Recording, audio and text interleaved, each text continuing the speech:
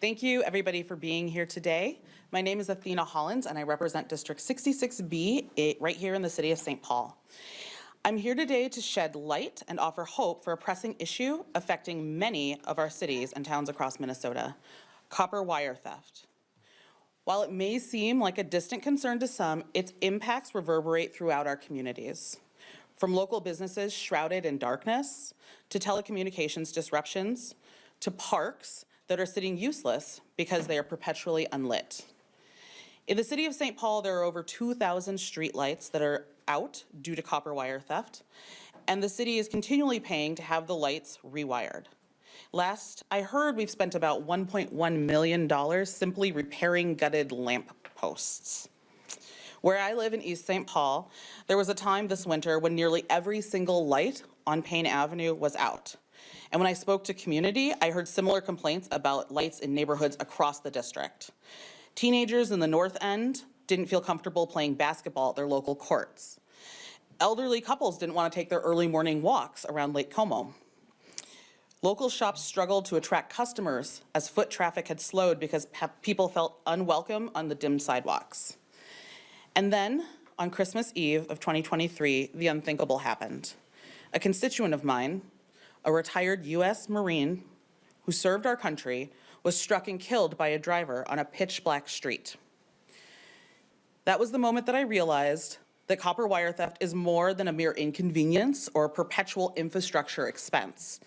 It's a public safety crisis. Since January, I've partnered with the City of St. Paul to work on legislative solutions for this crisis, one that we believe will curb the selling of illegally obtained copper without overburdening the scrap metal industry. But I want to be clear, this crisis extends beyond the borders of our city. I've heard stories of darkened streets from Duluth to Austin, and that's why we need a statewide solution. And statewide solution is easily within reach. You can't pay your rent in copper, you can't buy gas with copper wire. People are stealing copper because a small number of businesses are looking the other way and not asking questions when they buy stolen copper. And that's fine. If they won't do it, we will. It's time for us to stand together and say enough is enough. We must hold accountable those who seek to profit from others' lack of safety. It is incumbent upon all of us to use our power to prevent further tragedy. This bill does this, and I look forward to seeing it move forward today at 1 p.m. in the Commerce Committee. Thank you. And I will now introduce my Senate author, Ms. Sandy Pappas. Thank you so much, Representative Hollins, and thank you to all our St. Paul colleagues that have joined us here this morning, as well as our great mayor of St. Paul. So I'm Senator Sandy Pappas, also from the city of St. Paul, and you're in my district right now. I represent downtown as well as the Capitol complex. And this is where our darkened streets are shining a spotlight on the issue of copper wire theft. As Representative Hollins mentioned, this past February, around 2,000 streetlights in St. Paul were dark because of wire theft. Our parks and sidewalks may be dark, but it's easy to see the need for legislative action. When people break into streetlights for $50 so that's what they'll get from selling the scrap wire, it marks our roads and parks dangerous for pedestrians, bicyclists, and drivers alike. So this legislation builds off the successful catalytic converter laws that passed in 2023. Those regulations have drastically reduced the theft of catalytic converters by legitimizing the market for them and requiring more data collection on where they come from. Reining in the market for stolen copper wire is slightly different since it's not registered and we can't track where it comes from like we do with catalytic converters. But the core concept remains the same. This bill would require any person who's selling copper metal to have a state-issued license. People who are licensed to perform electrical work are deemed eligible to hold a license. Residents and businesses would still be able to recycle copper with scrap metal companies for free. And the thieves who have been gutting our public utilities will be locked out of the market where they earn most of their money. We've seen our law enforcement and neighborhoods stepping up to curb this crime, and it's time for action at the Capitol as well, and the Senate will hear this bill tomorrow in the Senate Commerce Committee. Now I'll pass it on to Mayor Melvin Carter. Thank you, Senator. Good morning, and I just want to say thank you to all of you for being here. This is an important conversation for us. Here in St. Paul and here in Minnesota, we often find ourselves struggling to address public safety cycles, negative public safety cycles that are frustrating and challenging to get to the root of, that are somewhat amorphous in how to address. This isn't one of them. This is a frustrating and difficult public safety cycle that we can address together. We are excited and appreciative of the work of our authors to bring this forward, and we're looking forward to standing together to help see this proposal to make its way to policy. As Representative Hollins and Senator Pappas just shared, this proposed legislation addresses the root cause of copper wire theft by requiring a license to sell copper wire scrap, ultimately disincentivizing would-be thieves from stealing it in the first place. Stated quite simply, people steal copper wire because they can sell stolen copper wire. So if we say you can't sell stolen copper wire, then we can eliminate that marketplace and eliminate the incentive for stealing it in the first place. Since 2021, we've experienced a significant increase in copper wire theft. This small monetary payoff for stolen copper wire costs our communities exponentially. As the senator just described, you can get about $50 for the value of copper that's in one of our streetlights. That streetlight costs our community up to $2,000 to repair and to restore. Rampant theft darkens our neighborhoods, compromises public safety, and takes away taxpayer dollars meant to fund essential city services. Last year, the city of St. Paul spent more than $1 million to repair and replace streetlights and traffic signals damaged by copper wire theft. The rate at which copper wire is being taken from our infrastructure is so high that despite our tireless efforts and additional boosted spending, our staff just cannot keep up. One day this summer, I called Director Kershaw because I talked to a mother who said that their lights had been out for something like 5 weeks. And I called Director Kershaw and said, how could this happen? And Director Kershaw let me know that in the course of those 5 weeks, our staff had visited that block, had repaired those lights multiple times, and each time we repaired those lights, they were just stolen again. In some cases, we've seen recently fixed or replaced street lights that were targeted and stripped literally the very next day. What's worse than the financial toll that copper wire theft has placed on our city is the harmful effects on the safety of our residents. As Representative Hollins shared, one of our neighbors, one of our community members, a family member in our community was killed on Christmas Eve. On Christmas Eve, when he was struck by a vehicle crossing an intersection left dark by thieves. Along with his dog, Steve Wirt's life was stolen. A stark reminder of the destructive and deadly consequences of copper wire theft. Our community first public safety framework in St. Paul centers around saying we're not just going to race to the scene as fast as possible after something terrible has happened. We're going to identify the cycles. We're going to identify all the interventions we can create to eliminate and to reduce the likelihood that something terrible has happened in the first place. And that's why this is something that's so critical for us. Our police department and law enforcement agencies who are with us today are instrumental in this work as we continue to develop our localized approaches. And it's an honor to be joined by partners well beyond the city of St. Paul, who can make it clear to us that copper wire theft is not a St. Paul issue. Copper wire theft is not a metropolitan issue. It's an issue that's impacting communities all around our state, communities of many different sizes. I'm grateful for the collective voices of 38 mayors from cities and towns across our state who offered their full support for this bill in a joint letter last week. Together, we represent communities like St. Paul and Minnesota. We represent communities as far away as Virginia on the Iron Range, as large as Minneapolis, and as small as Jim Lake with a population of 339. I want to thank all of you for being here and thank all of you for standing with us to make this statement. Today, as we take this first united step in tackling the pressing issue of wire theft, we've seen how successful state policy can be through the work on curbing catalytic converter theft through registration and accountability. We can do the same thing with copper wire. I'm holding today our Director, Sean Kershaw, our Public Works Director. I have props. It's great. We see this is an example of the type of wire that is in a street, in one of our street lights. This is an example of that wire when it's stripped, and we see folks who strip that. And quite simply, we're just saying, if you're going to show up at a scrapyard with a pickup truck full of either sheathed or stripped wire to sell, then you must certainly be a licensed contractor. You must certainly be able to demonstrate that you have a need to have that wire in your hands. That's something that's important for us at St. Paul. It's something that's important for our state. I'm grateful for the leadership of Representative Hollins and Senator Pappas for bringing forward this legislation that offers a meaningful solution. I mentioned the 38 mayors who have signed on to a letter of support. And next, I'd like to thank and introduce Mayor Dan Napier, the mayor of West St. Paul, for being here and speaking on all of our behalf. Thank you, Mr. Mayor. Thank you. Absolutely. Appreciate it. Thank you, everyone, and thank you, Mayor Carter, for inviting me down here.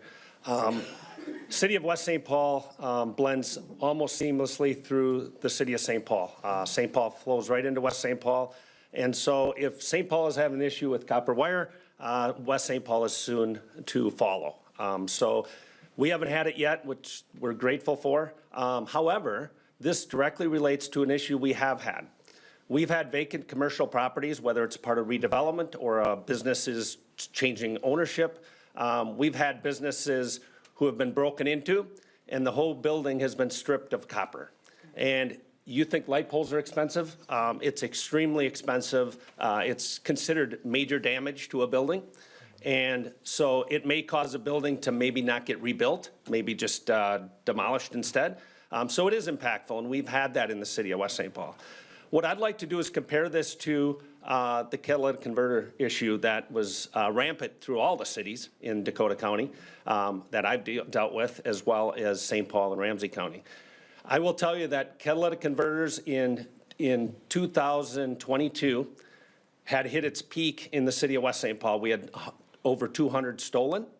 I had local insurance agents calling me, wanting me to do something about it because their clients were dealing with something they couldn't get repaired right away. And that was a rampant issue. I will tell you we've had 2 so far in 2024, which tells you that that bill worked. There is probably some issues that happen along the way, but at the end of the day, the bill works. I had a couple concerns with the original draft of this bill, but the most recent one that I've seen addressed all of those. And I really believe it will help all of our communities be safer and save the taxpayers money. Because we know infrastructure is expensive as it is, and you add all these additional repairs due to somebody wanting to steal our property, our city's property. So I support this 100%, and I thank you so much for having us down. If you have any questions, I'd be happy to take some too for the city of West St. Paul. Thank you.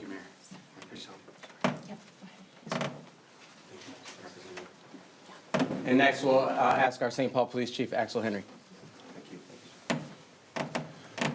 Well, thank you so much for allowing me just a quick moment to speak. First and foremost, I want to thank everyone who has helped us get to this point, particularly our law enforcement partners, many of whom are in the room with us today, but there's a whole bunch of them that are not here that have been on the front lines with this problem, helping us address it. I think it's important when we look at any solution to realize that we all know that the biggest problems we have to have some form of a comprehensive solution. So I hear folks often saying, well, can't you make it harder to get the wire in the first place? Yes, and we look at those types of things. Can't you hold people more accountable? Somewhere in the middle where we catch you with copper wire, can't you do more? Yes, and we're doing all those things. But a real comprehensive solution has to include a piece that says, what if you get access to it? This bill will help us achieve that in the sense that it affects the entire chain backwards in that if you get access to that, we make it monetarily worthless to you unless you have a legitimate reason to have it. To put that in perspective, even if we could harden these light poles up even more, for $50 worth of copper wire, a person is typically doing about $2,000 worth of damage. So where it isn't costing the city $50 to replace that wire, it isn't just costing $50 in the labor of that electrician to go out and fix that wire.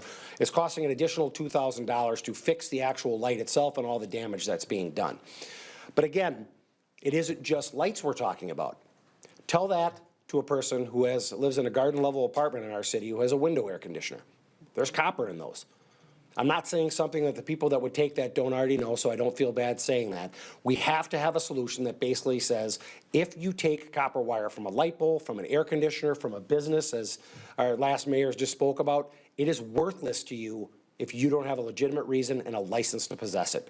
So we're very, very happy this is happening. It's a part of a combined comprehensive strategy. It's how we should be looking at things in a very thoughtful way, and it really does impact the entire chain backwards to the source of the crime. If taking the wire becomes something that's worthless to you, there really is no need for you to take it. So I appreciate the time. Thank you. I think now we'll take questions, if anybody has any questions. Representative Hall, do you know if anybody else, any other states are doing this? I don't see any. Not as far as I know. No? No. So we're leading the way. Yep, as usual. That's actually uncommon for Minnesota, and I wonder if there's a reason. I know that there are some legitimate small-time scrappers, and I wonder if you've taken into consideration some of their thoughts here. I know one of them submitted a letter and said you could target certain grades of copper wire and avoid kind of this streetlight theft, et cetera. Yeah, come on up.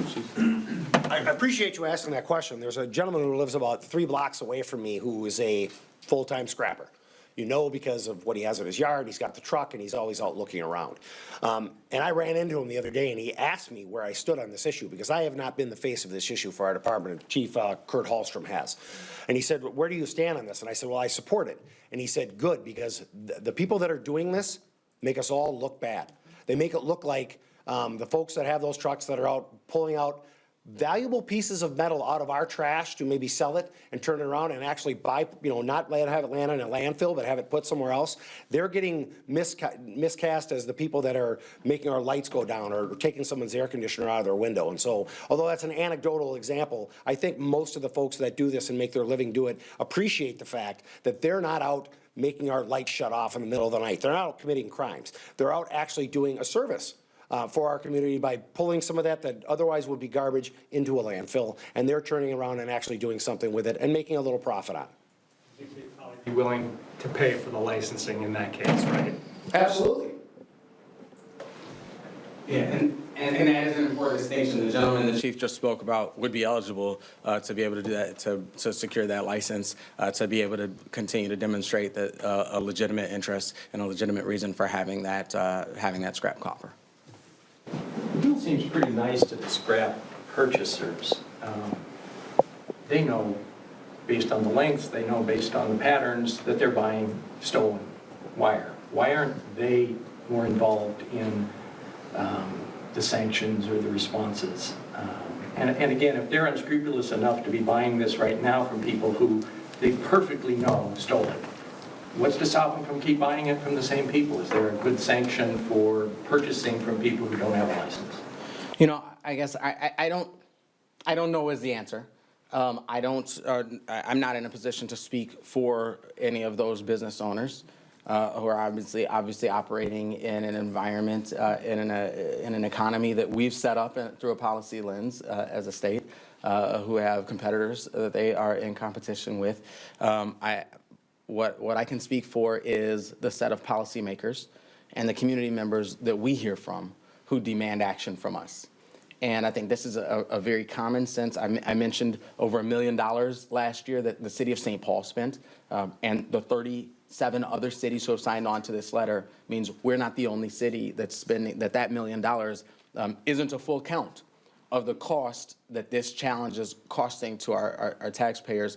The fiscal note on this, to be able to administer this, I believe is somewhere around $61,000 a year for the state. To be able to solve a multi-million-dollar problem for taxpayers with a $61,000 solution is a very common sense thing. And so this is a policy through which we can make it clear to those buyers. We can make it clear to those salvage yards. We can make it clear to anyone who's considering going out and stripping copper wire, whether it be from window air conditioner units or from streetlights or from local businesses, that there's some structure in how this economy can and cannot operate. And we believe that creating that structure will help us significantly stem the tide that we've experienced. Will it be illegal for a scrap dealer to buy copper wire from someone who doesn't have a license? Yes. There'll be a sanction to those people who make an illegal purchase. Yeah.